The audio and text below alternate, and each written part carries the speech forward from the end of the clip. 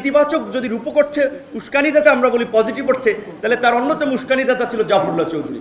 কারণ উনি আমাদেরকে সবসময় ডেকে বলতেন, কি করতেছো তোমরা, ইয়ং মানুষ, রাস্তায় নামো না কেন, ছাত্রদেরকে ডাকো, উলফতকে ডাকো, সাকিকে ডাকো, মান্নাকে ডাকো, অমুককে ডাকো।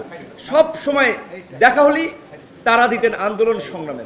এবং অসুস্থ একজন মানুষ ডায়ালাইসিস অবস্থায় হসপিটাল থেকে যে কারো প্রোগ্রামে চলে আসতেন। তো আমরা এই মানুষটাকে খুব মিস করছি। আজকের এই পরিবর্তনটা তিনি দেখে যেতে পারেন নাই। বেগম খালেদা জিয়ার সৌভাগ্য যে যেই শেখ হাসিনা তাকে নির্মম, নিষ্ঠুর, নির্যাতন, নিপীড়ন এবং তাকে এই শারীরিক অসুস্থতার দিকে ঠেলে দিয়েছে, তিনি তার পলায়ন দেখে যেতে পারছেন। এটা নিশ্চয়ই তার জন্য একটা সন্তুষ্টি।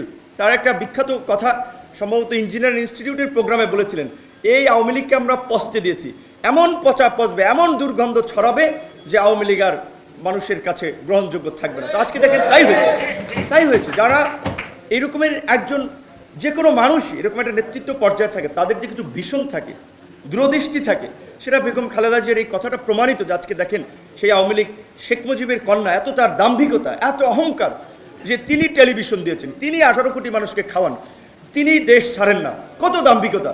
শেষ পর্যন্ত পালিয়েই গেলেন। তো পালিয়ে গিয়ে আবার হুমকি দিচ্ছেন নেতাকর্মীদেরকে মনোবল চাঙ্গা করার জন্য, যে না, এখন দেখছি নেতাকর্মীরা তো বলছে যে আপা আমাদেরকে রাইখা পালাই গেল, এই নেত্রীর জন্য আমরা এত কিছু করলাম, তাদের মনোবল ফিরিয়ে আনার জন্য, যে আমি যে কোনো সময় চট করে ঢুকে যেতে পারি। আবার আমাদের আজকের এই যে উপস্থাপক, তিনি তো পরিষ্কারভাবে বলছেন যে তিনি বুঝতে পারছেন যে আমরা তাকে ফিরিয়ে আনবো, ফিরিয়ে এনে জেলে আমরা তাকে ভরবো এবং তার সর্বোচ্চ শাস্তি হিসেবে যদি মৃত্যুদণ্ড হয়, মৃত্যুদণ্ড কার্যকর করব। সেজন্য এখন তিনি আবার বলছেন যে আমি চলে আসবো, অর্থাৎ তাকে যে আনা হবে, কারণ তিনি তো এখন, তার কোনো পাসপোর্ট নাই, তিনি বাংলাদেশ এবং ভারতের সাথে বন্দি বিনিময় চুক্তি অনুযায়ী তিনি ওখানে যে প্রক্রিয়া আছেন, তাকে দেশে আসতে হবে।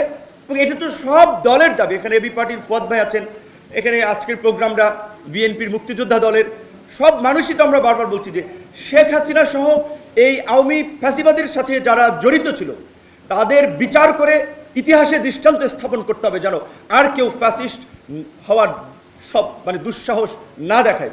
একটা কথা, এখন অনেক কথা বলা একটু ডিফিকাল্ট, কারণ ওপেন প্ল্যাটফর্ম, সোশ্যাল মিডিয়া থাকার ফলে, বিশেষ করে আমরা যেহেতু একটু রাজনীতি করে নিজেদেরকে গড়ে তোলার চেষ্টা করছি, ছোটোখাটো কথা মানুষ সহজে বিতর্কে ফেলে দেয়, নানানভাবে একটা বিব্রতকর পরিস্থিতি তৈরি করে। এখন আমি যদি বলি, আপনারা যদি বলেন যে আওয়ামী লীগকে কি চিরতরে নিষিদ্ধ চান কিনা, আমি ব্যক্তিগতভাবে বলবো না। আমি আন্তর্জাতিক অপরাধ ট্রাইব্যুনালের খসড়া আইনে যে ধারাটি হচ্ছে যে 10 বছরের জন্য নিষিদ্ধ, আমি মনে করি 10 বছরের জন্য নিষিদ্ধ করা দরকার। চিরতরে যদি নিষিদ্ধ করেন, আওয়ামী লীগ নতুন রূপে ফিরবে। ইন্ডিয়ান পৃষ্ঠপোষকতা, এই দেশের যারা ইন্ডিয়ান এজেন্ট সহ আরও অন্যান্য পারিপার্শ্বিক শক্তিগুলো আছে, তাদের পৃষ্ঠপোষকতা আপনি কালকে নিষিদ্ধ করবেন, 2 বছরের মধ্যে তারা আরেকটা ভাইব্রেন্ট শক্তিশালী দল হয়ে আপনার ফিরে আসবে। কারণ তাদের অন্তত 2-4 হাজার মানুষ আছে যারা হাজার কোটি টাকার মালিক। একজন টাকাওয়ালা, এই কালো টাকা কেউ গ্রেপ্তার হয়েছে? আওয়ামী লীগের মূল নেতৃত্ব পর্যায়ের একজন ব্যক্তি এখন পর্যন্ত গ্রেপ্তার হয়েছে?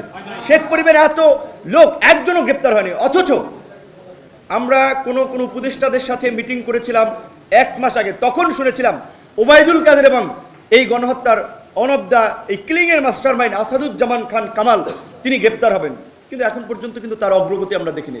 কাজে এটা কিন্তু রহস্য এবং একটা শঙ্কা। তাহলে কি আওয়ামী লীগকে পুনরায় সংগঠিত হওয়ার জন্য স্পেসটা দেওয়া হচ্ছে কিনা? কিন্তু কোশ্চেন আমাদেরকে ভাবতে হচ্ছে। দিল্লি সহ পার্শ্ববর্তী দেশের যে সমস্ত শীর্ষ সন্ত্রাসীরা পলাতক ছিল, ঢাকায় ঢুকেছে, জেলখানা থেকে শীর্ষ সন্ত্রাসীরা মুক্তি পেয়েছে।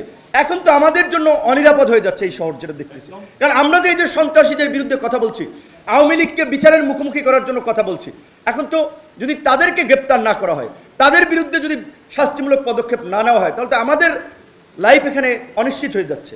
সুতরাং আমরা সরকারের প্রতি আহ্বান জানাবো, মুক্তিযোদ্ধা দলের আজকের এই প্রোগ্রাম থেকে মুক্তিযোদ্ধারাও চায়, আমরাও চাই এই ফ্যাসিস্ট শক্তিকে বিচারের মুখোমুখি করে, এবং যারা এর মদত দিয়েছে তাদেরকে অনতি বিলম্বে, তাদের প্রত্যেককে, যারা দেশে আছে, দ্রুত সময়ের মধ্যে তাদেরকে গ্রেপ্তার করুন। মুক্তিযোদ্ধাদের আজকের এই বর্তমান প্রেক্ষাপটে রাষ্ট্র বিনির্মাণে আমি দুটো কথা বলতে চাই। প্রথম হচ্ছে যে আজকে বাংলাদেশের বয়স 53 বছর, অর্ধশতক পেরিয়ে গেছে। এখন পর্যন্ত মুক্তিযুদ্ধে শহীদদের প্রকৃত সংখ্যা এবং তালিকা 53 বছরে কোনো সরকার করতে পারেনি।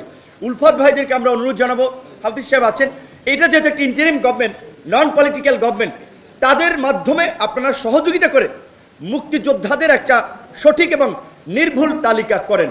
একই সাথে এই যে ভুয়া মুক্তিযোদ্ধা হিসেবে যারা বেনিফিশিয়ারি হচ্ছে তাদেরকে চিহ্নিত করে সঠিক মুক্তিযোদ্ধাদের উপযুক্ত সম্মান যারা এখনো অবহেলিত, বঞ্চিত, সেটি আপনারা নিশ্চিত করেন।